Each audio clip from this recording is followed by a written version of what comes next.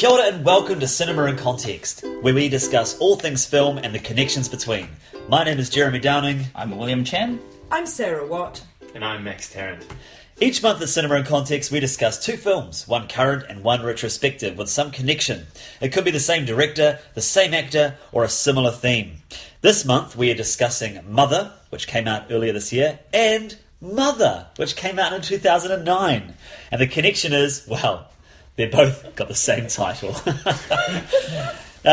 we'll start off with some introductions. Would you like to start us off, Max, with Mother, 2009? So this is directed by Bong Joon Ho. So this is a South Korean film. It's got elements of horror. It's got elements of thriller and mystery. So it's quite an kind of mix-up of different genres. And this is directed by the guy who started his filmmaking career with Memories of Murder, which was absolutely amazing. He also directed The Host, then Mother, Snowpiercer, which is more recent and his first American film, and then finally, just this year, Okja as well. It stars Kim Hye-ja as the mother, and Bin Weon as Do-jeon, who is her slightly... Developmentally delayed? Yeah, delayed son. And he is in the dock for a murder that we're not sure who's committed yet. And she's an obsessive mother who goes around the village and tries to find out what has actually happened. Excellent. And Sarah, would you like to give us the rundown on Mother, exclamation point? Yes, lowercase mother, exclamation point, the bane of every English teacher everywhere. Thanks Darron Arronofsky, director of Pi, Requiem for a Dream, Black Swan, The Wrestler, and If You Have to, Noah. Feel-good classics. Yes. So Darron Aronofsky's version of Mother stars Jennifer Lawrence as a woman married to her writerly husband, played by Javier Bardem. And this film has elements of horror and elements of thriller and elements of mystery also. But mainly because Darron Arronofsky likes to muck about with narrative and allusion and allegory and keep his audience confused. I like to say that this version of Mother is simply about a lovely woman who runs a nice household, who is then one day receives uninvited guests into her house, which is a horror story for someone like myself. So I was it immediately felt resonant to me. Excellent. And it's worth saying that we usually try and have a spoiler-free discussion of the new film. But with Mother, exclamation point, we just felt that we could not adequately discuss this film without getting into some of its more head-turning moments. And we often keep the old film sort of free game in terms of spoilers. So just this is your spoiler warning. If you haven't seen the films, we will be ruining all of their surprises. If they haven't been ruined already. That's right. Right, who would like to start us off? Where do we begin? Well, I could start with Aronofsky. For some reason I feel like it's appropriate because it's a kind of monolithic film in the sense that it's about kind of one thing that gets pushed to its absolute extreme. Yes. We have the discomfort of this woman, and over the period of the film she slowly becomes more and more uncomfortable to the point that she's in flames. Yeah. And her she's being beaten, she's kicked in the face. That's right. Abused, and her newborn baby has had its head broken off. Oh, the neck snapped. Not just that, but pieces eaten. torn off and eaten. Yeah. Yeah. I have to say, since we're diving straight into the ending, and this is a spoiler-filled podcast, I had some trepidation about going into the R18, the celebrated R18 Aronofsky film, because I feel at my age I've seen a fair amount of stuff that I wish to unsee and cannot. And so I was apprehensive that it was going to be, it was going to push me quite far. And actually, the more I watched, the most, and I'm kind of not even joking, the most horrifying bits for me were when as things had exploded into the party scene and everybody was in her kitchen and they kept sitting on her unsupported kitchen bench, and she said, like every good teacher, could you sit down? Could you come off the bench? Thanks. And like every naughty student, they did. And then they sat back up on it again, and her anxiety levels raised. That for me was horrific. But then, by the time everything had descended into awfulness, I was like, well, where's the R18 stuff coming? Where's the R18? How much worse is this going to get? Because it didn't feel very bad to me. So for me, a little bit of cannibalism I and agree all with that, you. I wasn't that bothered at all. I agree was with you. relieved. And that, I think it's one of those ratings to keep people away or keep children away, because it wasn't. I was sort of going, oh, it's R18, and then it wasn't that bad. No. It was like, I mean, thematically it was dark, but you didn't see very much. It wasn't hugely disturbing. I mean, people are like promoting this as this great disturbing experience. I was like, Yeah, which I don't think diminishes the film at all. Like, I think it was a terrific film.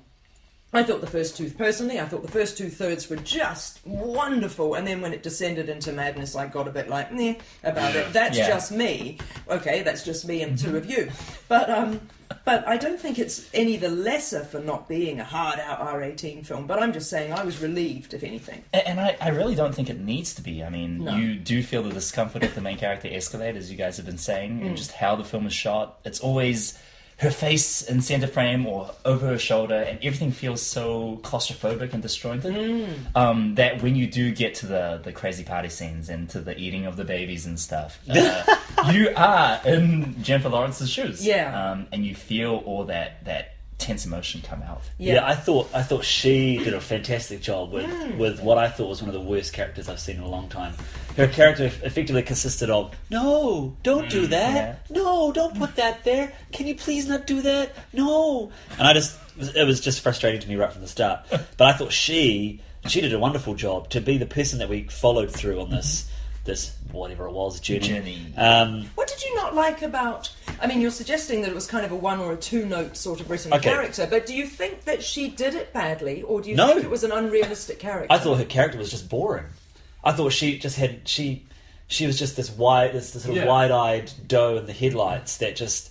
She had no real agency But until... I think she wasn't meant to. You see, I think that she is the foil in a way, because all of the grotesquerie is what comes into the house. She's got this ostensibly wonderful husband who actually, if he was so needy for celebrity and for everyone else's love, that would piss me off too, particularly if it's only him and me living in this house and I've gone to these extraordinary lengths to restore it. But then everybody who comes into the house, Ed Harris, Michelle Pfeiffer and everybody, is kind of realistic plus a little bit, eh? And so to me, Jennifer Lawrence kind of needed to be, as I say, the foil. She needed to be more of a neutral character so that these characters were sort of bringing something in that... Do you know what I mean? I do know what you mean, and I tell you what my comment was, and this is exactly what I said to my friends. Top comment: what a stupid film was You my reaction. said that, right? Yeah. And I love Aronofsky, or I have loved Aronofsky. All of his films up until this point, I've really Even enjoyed. Noah? But can Even I just Noah, I comment saw as well? twice in one day. About the character. Yeah, and we'll come back to why I think this is a just stupid film. Because it's a bit weird. So it's meant to be about kind of, we should be having sympathy for this woman, right? It's meant to be. I felt like there's quite a strong feminist message that we're dealing with this crap that she deals with, basically. And it must be, obviously in real life, he's experienced this or done this to a woman, or There's so much to dig into there. Something going on there that he has some kind of experience of this and feels that there's a pain here. Who, that women Aronofsky? that women are dealing with, that he feels a need to display, and it has to be of the highest order of intensity, right? And then the fact that she doesn't have much redeeming features just gives it it was something I thought of just before when you were talking about it. She's got nothing interesting about her, and she's actually quite weak. You'd think that he might make her, if we're meant to be sympathetic for her, you'd think he might make her a bit more... Do you guys think this is some sort of admission of guilt? On his part? On his part, especially... And I was reading online to see if anyone... Cathartic. Yeah, exactly. So some sort of like... Or redemption. Are you thinking redemption? Possibly, Right. but the ending says no. So what have you read that you think that? Well, at the very beginning, the very first shot of the movie, Yeah. I thought that was Rachel Weisz. I really did. I did not think it was Jennifer Lawrence. No. I don't think I don't think it was. The first shot isn't. Oh, it wouldn't be, isn't it? Which Because would of the... be- It's the regeneration Ah. thing. Exactly. true. That would be insane. I guess it's not Rachel Weisz because I looked No. it up. But if it was, and it really looked like her, I that's hear what you're saying, because he insane. used to be with Rachel Weisz, yeah, and now he was he's with married to Jennifer Rachel Lawrence. Weisz, and the idea that he is treating these muses as stuff to be incinerated and then discarded before a new one. That's a really interesting Oh, no, because reading. she left him, right? She left him for James Bond. Go girl! But okay, good point though, because yes, let's extrapolate that he was he destroyed that relationship, and Rachel Weisz said, you know what, I'm not taking this anymore. Absolutely, which is the equivalent, I suppose, of the self-immolation. Is that the word? Yeah. Of, to hell with this, I'm going to burn this stuff down, and then you're going to have to find somebody else, which of course he does at the end of the film. Then that's interesting, and even the more so that Aronofsky is now dating Jennifer Lawrence. Yeah, that's what makes it really Yeah. Awkward. But And Jennifer Lawrence has just kind of missed the point of the film, and she's looking around, kind of going, What's wrong?" everyone else is like, "Good luck, lady." No, So- the other reading of it is, I thought, would be that this is more symbolic of women's journey in general, and recent, probably all of history. That women are going through this cycle of just being trampled on. Oh yeah. See, mine was that she's the Earth and she's Mother Earth, and this is Well, apparently, this is- apparently It's the that Bible. is. It's, that's what I got. 'Cause Apparently he's the it is. creator, and she's he's Mother Earth, and, Yeah. and humankind is destroying There's it. very clear parallels with Adam and Eve, And the- Cain Cain and Abel. Yes. What's the thing there's- with there's a- celebrity then? that's it's him. mankind. That's mankind Worshipping, the God.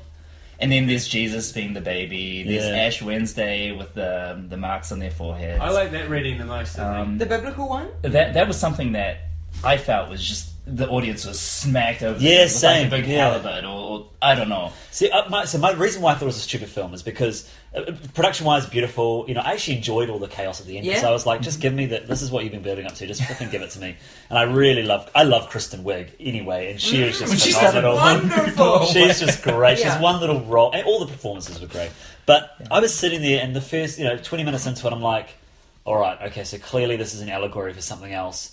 And the story is not standing up on its own without the allegory. And I'm just like, I'm just going to have to wait for what the hell this is all about. Like, this is just boring. So I was just sitting there waiting for whatever the heck the twist was. And then I twigged onto the whole Mother Earth thing, I don't know, maybe an hour and a half into it. When you're supposed to, I guess. You're supposed to figure it out.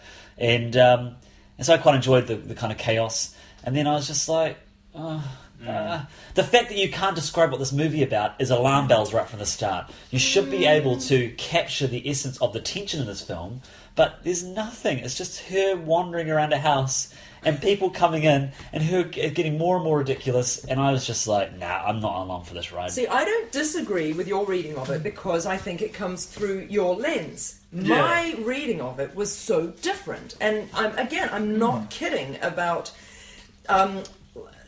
I'm not kidding about. Apparently, when you're selling in to marry somebody, it's really important that there are certain topics that you discuss that you kind of understand where the other person's coming from. And one of those is hospitality. Are you the sort of person who, if somebody turned up randomly on the doorstep, you'd be like, yeah, hey, come on in? Or are you the sort of person who's like, I really needed to plan for this and this makes me feel uncomfortable? Well, I'm the latter, right? I'm not a spontaneous receiver of hospitality. Please note, all listeners. So for me, she actually epitomized a very realistic character because she wasn't even gurning forced smile, because she's a more nuanced actress than that. But she had the discomfort of, I've told him he can come and stay, and her being completely stuck in a position where she has to say, yes, that's fine, and then says to her husband, did you not think to ask me? And he says, what do you want me to do? You want me to send him away? Well, of course not. So she's stuck, right? And so her niceness about it, which is a painful niceness about it, to me felt very realistic. And I loved the fact that Ed Harris's character stepped up to an invisible line of this could now get silly or caricatured, but didn't quite cross it. And you could imagine that there are people who are that rude and that thoughtless and that inconsiderate, but that they exist in humankind and they're not just characters in a book or a film. Do you know what I mean? Mm-hmm. So to me, the film, up until the craziness, totally worked, because this could happen and it would be a nightmare. Do you know what I mean? Yeah, no, I hear you. Yeah. Fair enough. I just, and while you're talking, I sort of another connection with the allegory, of course, is the holding of that crystal, and then Michelle Pfeiffer's character drops it. I mean, that's the apple, the fruit, isn't it? It's the fact that they've broken this law. But then you create another one, and it starts all over again. That's another thing. Okay, that's another thing for me. It's like, okay, this is allegory. He's kind of working in, looking after our planet. The sort of religious discussion. But I couldn't figure out like what he was actually trying to say. Like, is that talking about like God, the creator, or I guess any creator of art, of stuff? Yeah, I guess it was vague, so you could read into it. Drawing energy, obsession from his creations, or his I didn't. Yeah, I don't know. Because that's the thing. So like a general kind of political commentary about how I mean, tinged with of course, a lot of religious subtext about how an obsession with creation can kind of fuel this process, and how it's just a negative cycle that keeps going round and round. See, I don't mind the vagueness of the allegory. Like that was it wasn't. Like, I quite like that we all had these different readings. Like that's appealing to me. But for me, the actual storyline in the house was vague as well. And these characters, you weren't really clear what their motivations were. So you had this vague on the surface storyline and this vague allegory. But for me, it didn't work. Partly that one contributed of them to the tension in the build up. It's just like, what do these characters want? Yeah. Why is he doing this? Who is he? Why does he have that photo? I just didn't buy that it was going to pay off. Who's the son? Why is the son here? How come nobody has said, boys, it's rude of you to come into this woman's house? That was my big preoccupation. And but it wraps you up in the speed, right? Like it's just going too fast, and you're just, oh God, why can't they sit down and discuss this? Yeah. Well, I don't know, but by the time the two boys had come in, I kind of thought, oh gosh, it's a Bible story. Right. And so I was looking for all the references at that point, and that's when the movie just dovetailed. Yeah, I think if it is about this really general issue of what creativity is like, and making a big commentary on the fact that creativity in itself can be so negative, then that explains why it's such a big allegorical story, I think, that kind of has no real concrete storyline. It's just a kind of... Which, again, I don't mind that, but I just think you need something in there for me to grab onto that is... Because I was like not convinced. I was like, none of this is going to pay off, and it didn't. And I knew that right from the first 15 minutes. It's kind of like without reference points. I can't be bothered. Like, you should have done some more work, and you could have actually built in... Like, think of Inside Out, for instance. Inside Out is this children's film, but it's got 3 different layers of really complicated storytelling going on. But you've got, on the surface, a really clear, straightforward story that you can latch onto. And I feel like if Mother had that layer, and sure, actually, I watched a really interesting video and it talked about how the way they released this film actually is what's killed it, because it hasn't done very well at the box office. Black Swan, they released it in a small amount of theatres. It got art house buzz, and that's what built it up. Yeah. But with Mother, they just kind of splattered it everywhere. So it invited people just to cinema score. Yeah, it invited people to destroy it. Whereas if they'd started it off, and if I'd gone into this film, if someone said to me, "Look, this film makes no sense," just go on and just enjoy the sensory experience, I perhaps would have been endeared to it a lot more. Can I just say, though, just to your last point, did you know that they've just released a new poster for Mother, and half the quotes down one side go along the lines of "this is absolutely ridiculous and disturbing and grotesque, and you'll never want to see anything like it again," and the other side is all the positive stuff, both of which are utterly brilliant. And that it's half Jennifer Lawrence's face looking angelic and half her face looking... whatever the word is, battered. When something's been in a fire, or that's right.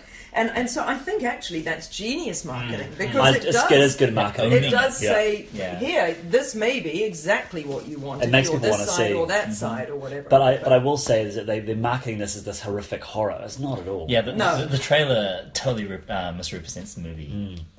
So Madeo, let's shift gears and get into our quite a different film, really. And Bong Joon-ho is pretty amazing, right? Have you guys seen many of his other films? Yeah, Yes. You've seen It's, that? he does all sorts of stuff. It's awesome. He actually reminds me. Of course, he's nowhere as proficient as Takashi Miike, but just the genre, like jumping and But he always has quite a consistent tone of voice as well. Yeah. Which is fascinating because they're all such different movies. The Host and this and Snowpiercer. Snowpiercer, I love. Quite dark realities and super realities. Yeah. But again, his mother is somewhat steeped in hyperbolized or caricatured reality, right? Because do I remember rightly? There are no supernatural characters, or there are no fantasy characters or elements Wait, like you think that. she's hyperbolized? Well, no, I mean, she's over the top. Oh, only ever so slightly. I mean, like, there could be characters. There could be a mother that obsessive and that loyal. Most mothers aren't, but there could be. So it's within the bounds of reality that a mother might believe in her son so much that she would go to such extraordinary efforts, not only to exonerate him, but to wreak revenge or whatever it might be. So it's quite good in that regard. I think so. It doesn't go a bit cray-cray like in Snowpiercer or whatever. Yeah. I think that's one Or of its. Okja. I think it's really one of its great aspects is that it's pushing the boundaries without going too far. It's a dark reality. It's believable because it's clinically put together. Yeah. But it's extremely creative and has crazy eccentricity about it, and little details that are so interesting to get your hands around. I love this film. I had such a good time watching it. I thought the lighting was just beautiful in this movie, and the color scheme had this kind of almost muted sort of quality, but there was some really beautiful moments of just this sort of not even pastels, but like purples and blues. Everything's desaturated somehow, and And that opening scene with her dancing in the field is just such a great surreal moment. I think it's a fantastic film. Because it it's one of becomes my like favourites, probably, that I've seen in the last couple of years, I think. But I love his other stuff. Memories of Murder is just amazing as well. Admittedly, I saw that a long time ago, but for me, it just feels so clinically put together. Everything is there where it's supposed to be. Yep. It's fantastic. I also love how much of the characters' decisions feel natural and character driven by the end of it. Like, it does go a little over the top, but me as the audience, I never questioned why the character would do that. I agreed with the character decisions because You mean of what. her? Yes, mainly the mother. Mum, yeah. Because of what you had seen before, and everything made sense, and it was like nothing felt out of place. What about little things that are unlikely but just happen, like when the boy, what's his name, Jun, turns up at the burnt down house that the mother's burnt down And finds the junkyard man. So, and just kind of on his way back from prison, he just spots it on the side of the road. And then what does he grab? It's the acupuncture acupuncture kit. Does that jump out at you at all? Not really. Sarah. I don't know. Yes. I want to hear from Sarah, but No, you go. For me, it just felt like, it's a story, and this is how stories go. Yeah. And it leads to a very cool ending, where everything kind of fits together. I don't know. Maybe it is a little tidy, but it didn't jump out at me like that.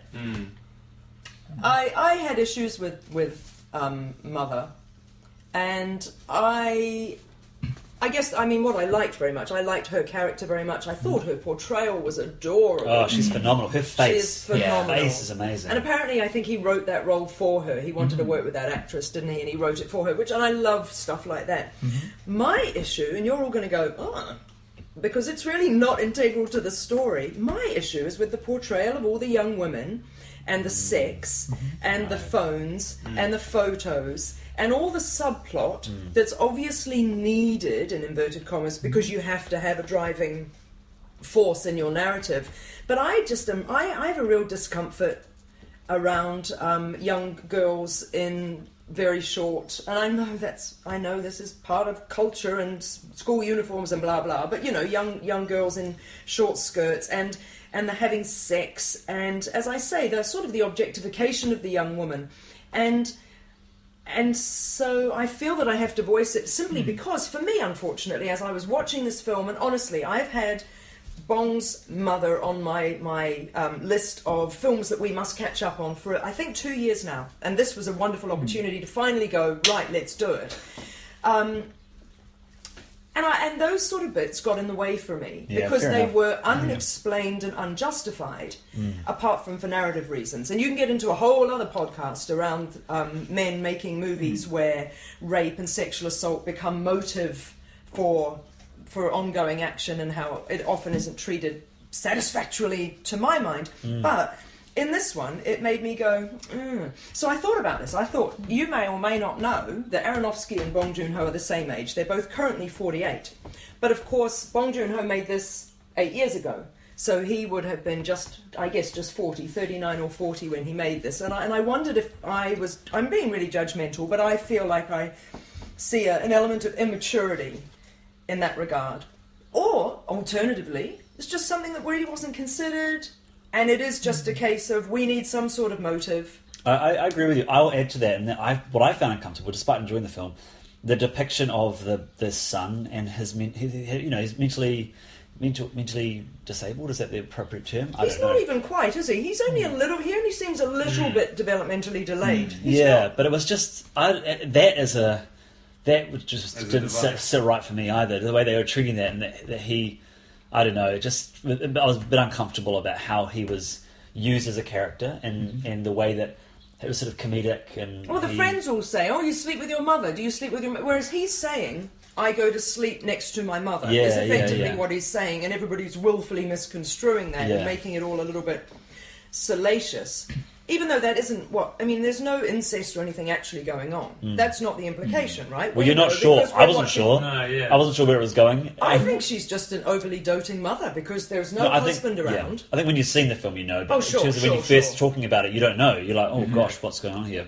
And I would have been even more discomforted by that because it isn't necessary. You can have an overzealously loyal, slightly cray-cray mother who gets up in your face all the time without there being an incest subplot. Do you know what I mean?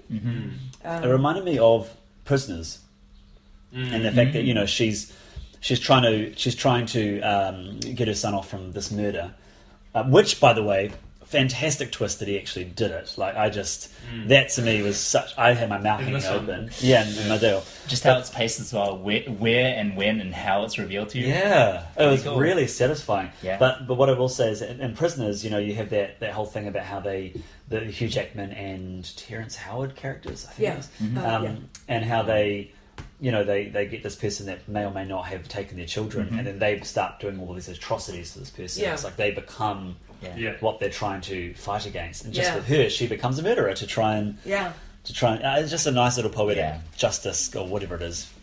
Sort of.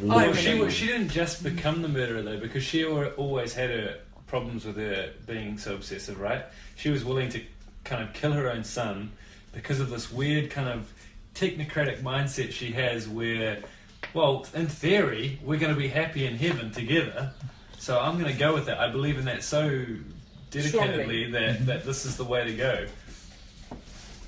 Does she say that? Yeah. Really? Yeah. And that's why she wanted to kill him, because she obviously does love him, but she just thinks that this is the way to go. And I think, why do you think that she wanted to kill him? Like, I mean, what was so bad with their life? I thought it might be. Oh, that's right. I forgot about that. I thought it might be that they didn't have a father in the family, and that she was maybe had assumed such a perfect kind of triangle of mother, father, son, that when the father was not there, she assumed that their lives was going to be crap. I think it was just desperation, wasn't it? It was poverty and desperation, and they didn't have. She couldn't look after him. Yeah, maybe that. That was my. And that she was miserable.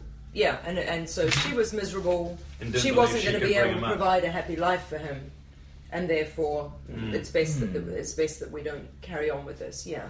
So just thinking of. Oh, you go. Would you want to say something? I was just going to say, speaking of miserable, as kind of a segue, tying back to what you were saying, Sarah, about the schoolgirl thing being a big plot point. To me, that didn't stand out that much. I think mainly because the rest of the world was presented as such a quote unquote crapsack world. Yeah. Just everything about how the director framed like this kind of small town Korean life felt uncomfortable and sad and pathetic, and like every character, the bars they go to, the school kids on the street, how there's violence, there's perversions, there's junk everywhere, and all shot in that desaturated grey. Just felt like this was not a place he wanted to be, and that's where the story takes place. And I don't know whether that's or maybe it's social commentary. It might be social commentary. It felt like it. There's a real clear commentary to poverty. And your point stands, but then it does kind of... William's point softens it at least. And for example, the way that those boys are treated, the guy that gets kicked in the face and a tooth falls out, it's kind of like, at least he is dealing that same kind of violence. Oh, true. There's retribution. Yeah. Yeah. But I think your point stands, though. It's definitely a little bit unexamined, isn't it? Well, just the fact that the murdered girl basically had sex with everybody. I mean, Well, but that's partly commentary as well, right? She had sex with everybody in the depths of depression and a completely messed up life. Yeah. I thought of a plot hole as well when I was watching the film. So the homeless junk collector who, there's a point in the film where you think he's done the murder, and then he reveals that he was just there and he saw it happen. But the reason why he comes into the story is that there's a photo of him on that girl's camera. So it's not clear why he's on her phone. Right. Yeah. And so I was sitting there going, are they going to flip this around again? And actually he did do the murder. But it never really came back into it. So I was like, why is he on her phone? And well, isn't it that she took... Did he have sex with her didn't she before? take pictures of everybody that she slept with, and therefore... So he obviously did sleep with her. Yes. And so, but maybe not at the same time, which makes it a bit of a long... It's a bit of a... Yeah, they didn't really... It was a bit weird. no, but I mean, even if it's he a had... small town... Even if he had... Doesn't her phone work as sort of a dossier of, here are some people who I feel I have been wrongly treated by, or something, Yeah. So maybe it's to soften it so that we, the audience, go, well, we don't feel that bad that he died, because even if he wasn't the murderer, he was creepy. Tick. And, I don't know. In terms of the darkness of the film and the presentation, I thought that's kind of an interesting presentation in contrast to what most people know of Korean media. Isn't this interesting that there's kind of like an underworld of Korean productions? We've got K-pop and K-dramas. Yeah, sure. And then this. Yeah. It's such a... That is a really good point. Strong opposition. Absolutely. And I wonder if it's a real... I took a lot of this film as kind of critical of Korean society and being too rigid and being perhaps too obsessed with family or ties. But he's kind of like, stuff this bullcrap... kind of K-pop and stuff. Let's present this super gritty reality. Sure. And wouldn't that be said of most of his films? Yeah. Yeah. I think Right? so, yeah. I mean, even when it's not like all downtrodden and horrible, it's still like de-glamorized to a certain extent. When you visit the young couple having sex and she's in the closet, and it's so rare to see someone's room like that in a movie. That's the first thing that jumped out. that same. I They're agree. reading comics, Yeah. and there's like dirty clothes strewn everywhere, and it's not done so in a production design way. Or I mean, it is, but it feels like it's not. Yeah, I agree. It feels like a poor person's household where there's just people living there and with like daily detritus. Or just a single man, actually, is what I thought. Because isn't he just kind of some loser, 20-something, single guy, kind of living at home in a bed city sort of circumstance? But So both films are about mothers. They're called Mother, and they're both made by similarly aged men. I wonder if we'll get a film one day that's called Mother that's made from a female perspective. Yeah. Because there's also Pedro Almodovar's mother as Ah, probably made at true. the same time of his life.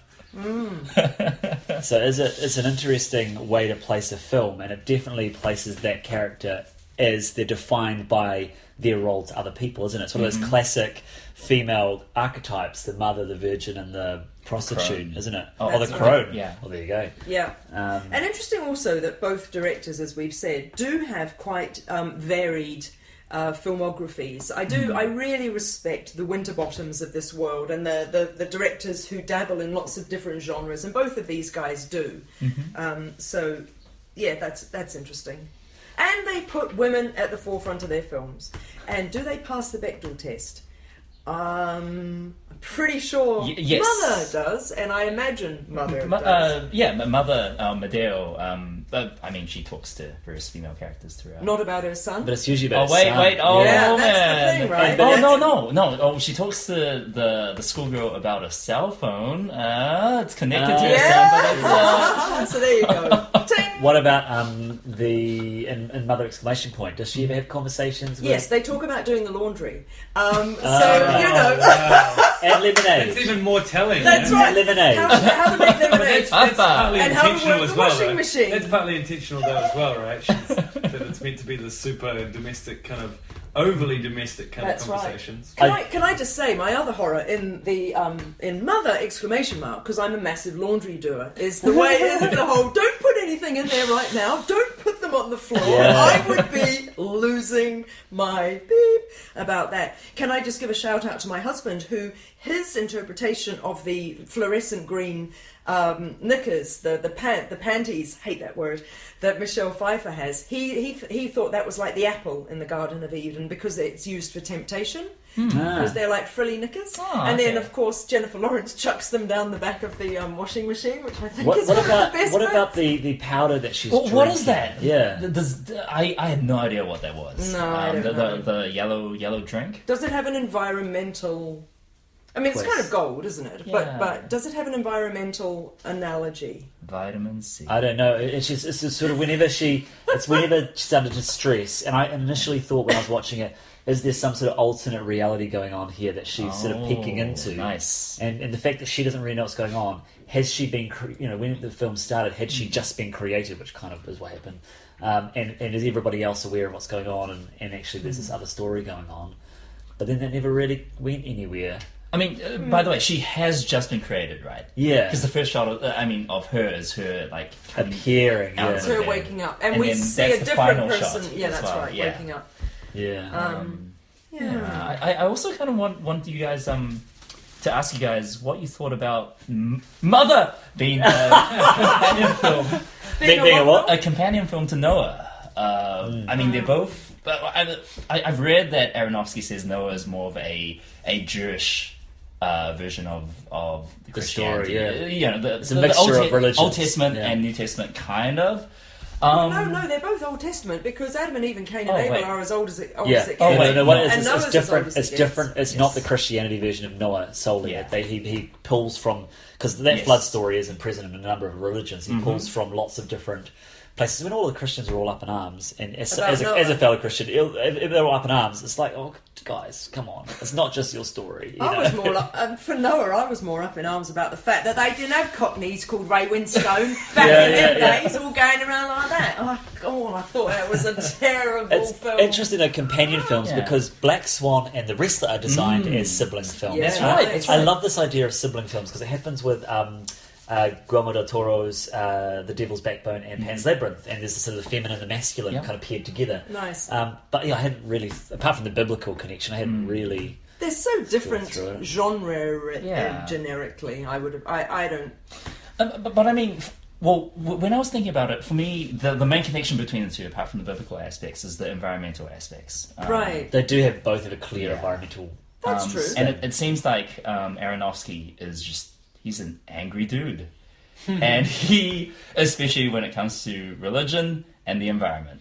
For some reason, it reminded me of Fear and Loathing in Las Vegas. Oh, yeah? It's just like kind of going deeper Yeah, and deeper fair into enough. this bizarre, surreal world. It felt like Children of Men for me, and that whole ending sequence. I was like, It reminded me of Dante's Inferno, actually. It actually, though, did. Yeah, that's quite with good. the different layers of hell, because Yeah. things Yeah, got more right. and more hellish, Yeah. right Good. down to the pagan. Well, I guess that doesn't make any sense, but the rituals and the destroying of the babies, and there was some sort of, to my mind, some Renaissance painting kind of. imagery. Particularly after she'd just had Jennifer Lawrence has just had the baby, and then there's light, and there's this lovely, what's it called? Not quite muted, but that lovely softened sort of mother holding the child, sort of Caravaggioan sort of painting. That's what I liked. Well, what about the end of Bong's Oh, mother? so good. Loved So it. where does she go? She just goes on holiday. I love that final Out shot. into the field. Oh, that final shot on the bus. Yeah. Oh, yeah. Oh, I feel like it deserves to be emphasized even more that how beautiful this film is. It Yeah. is So beautifully beautiful. made. It is beautiful. And just details. It's amazing. And the music. But, so she takes her own acupuncture. medicine, That- right? yeah. It's the And do you think acupuncture. it's like, God, I feel crap about this. I've made a big mistake, but I trust in my own kind of Yeah. therapy so much that I'm just going to get over it and go have a good time. That's right. I And- love and, that and forget the memories of it all. Yeah. Which is And great. memory, we didn't talk about memory, but obviously a lot of it's about memory. Yeah, Yeah, it's pretty convenient now. Memory is like, oh, I remember this now. And, Yeah. But I mean, in terms of narrative purposes, again, I had no problem with that. It's a bit of I a wonder if mystery, that isn't it? might be a historical thing as well. Like, kind of, what do we remember collectively in our history of Korea and stuff, and what gets forgotten? Ah. Yeah. So maybe it is more of a social commentary than we realise. Yeah. So one film is an environmental commentary, and the other one is a I think commentary it's a on commentary on Korea a little bit, yeah. yeah. Yeah. Thank you for listening to another episode of Cinema in Context. If you enjoyed our podcast, then please share it with your film-loving friends. You can listen to Cinema in Context through SoundCloud or through Apple Podcasts. You can also follow us on Facebook or subscribe to us on Twitter or YouTube, which are also great places to let us know what you think of this episode or give us suggestions for future films to discuss or compare. Look out for our next episode in a month's time, and until then, ka kite anō.